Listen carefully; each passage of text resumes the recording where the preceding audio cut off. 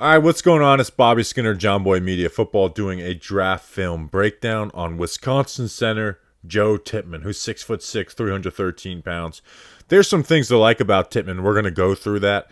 I think he's got the size, ability, and strength, athletic ability and strength to play in the NFL and be a starter. But there is some negative that we're going to go through in his game tape that I think shows up more often than not, and the things he really needs to fix. And the question is, if he does fix those, at what level does he get to? So we'll go through all of it. Make sure to like and subscribe to the channel. Check out all the other draft film breakdowns. Good stuff. Let's look at Joe Tippmann out of Wisconsin. So we're going to go through positive stuff first in the pass pro. Obviously lined up here at center. This is a really good rep. I mean, you're seeing all this chaos here on the zero blitz by Illinois, and you're right here. That's a good picture for you if you're Joe Tippmann. Now, his hands come from low, but they land well.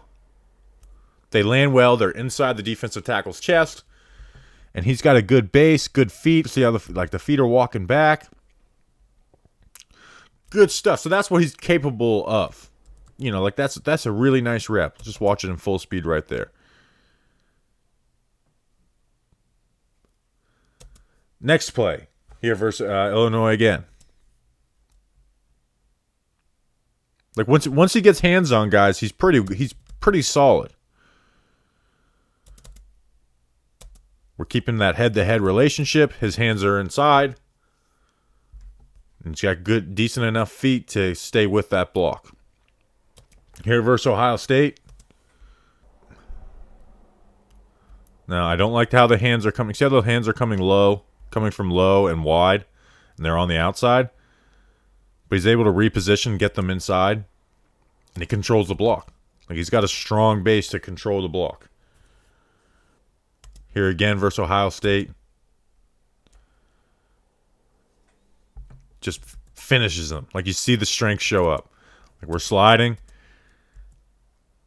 Lands his hands. There's some lean in that, right? Like, see how he's leaning?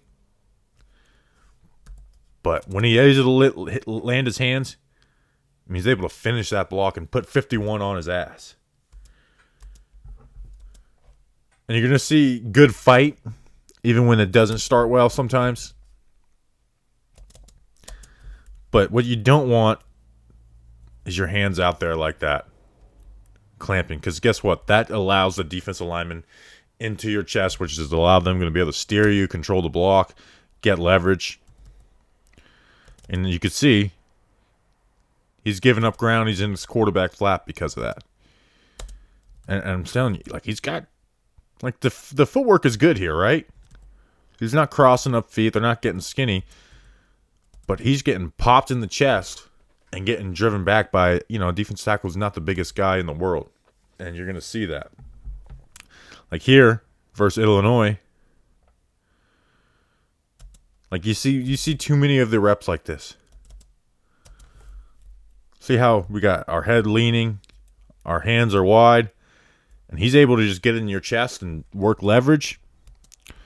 And he's got total control of your shoulder pad. See how his shoulder pad is jacked up like that? And he's able to just shed that block without having to work too much. Like, that's about as clean cut as a rep as you can get for a nose tackle. This next play. Now, this isn't horrible, and you see some decent recovery ability. But again, we're starting the rep bad. Allowing him into our chest. Now, the right hand's actually good. But he's got hands inside. You're not able to break them off. And this defensive tackle is just not a great player. Like, he's trying to ragdoll him around, and you see the good base by Tippmann. The question is, when he gets to the NFL and he loses those battles at the point of attack, well, those guys are going to be way more stronger, faster, and fundamentally sound to where they're going to win those reps cleanly.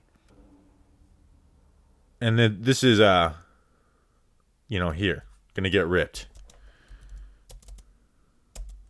See how the hands are like cymbals, clamping? D-line is in your chest. He's steering, and he rips. You're head heavy. He's going to pull you and rip. And this guard is here to muddy it up. But if this guard is out here helping on this, I mean, this defensive lineman's got a clean look. But again, that's the benefit of the benefit of some of those slide protections.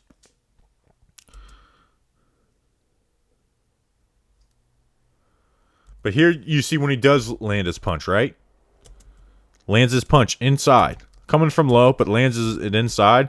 He's able to control the rep. Like, awesome. That's what you want. But you also see, and this is against a big nose tackle, so he's ducking his head into that. He's leaning. Well, against faster defensive tackles, you're going to see that get him in trouble, which you're going to see on this. And there's a couple of reps like this where there's space, so it's not like right at the snap point of attack dealing with it. So you've got space to deal with. And he's setting with him. He's got good proportion, but his hands are coming wide. He's leaning, and 51 works a quick move on him and beats him cleanly. And he should get called for holding on this because he comes and tackles him. Like, let's watch that in real time. Bam! Like, you don't want those. You can't have those quick initial losses, man. And a defensive tackle figures you out like that. In the NFL, they will work you down after down after down. So those are some of the issues in pass pro that I have. Like, obviously, they are improvable things that you can improve on. The question is, I think you're going to see him work good in space in this run portion, but I don't think he works great laterally in between the A gaps, which is what you're going to be judged on. So you're going to see some good plays right here pulling, right, in the run game. Like, this is the stuff that gets people fired up about Joe Tippmann. Dominant, right? We're getting out in space. We're landing. We're destroying this DB. We're putting this DB on his ass. That's worth celebrating. You're going to see him pull again here. Like, so the pin and pull game, he's going to be awesome. Able to get out there. Back is able to use you as a shield. You get leverage. You get hat placement. Drive him out. Good stuff. Your running back's right off of you. Here pulling again. Eat up this safety or this linebacker. Pull. Get in on there.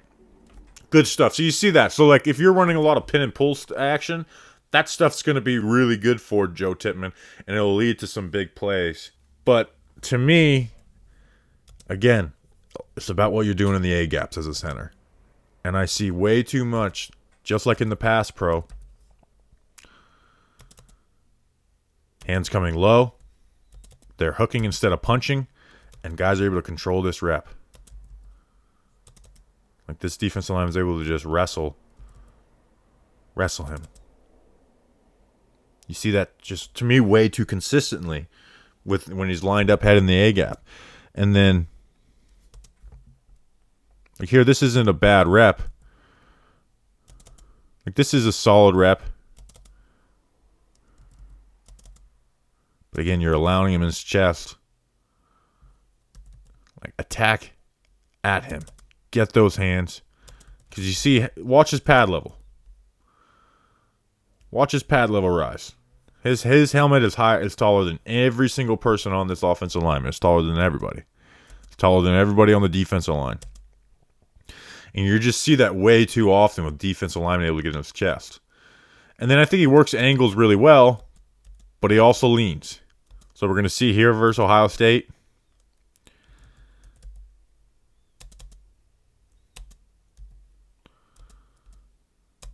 We're leaning. He's able to swim, and you're on your knees. You're going to see something similar here.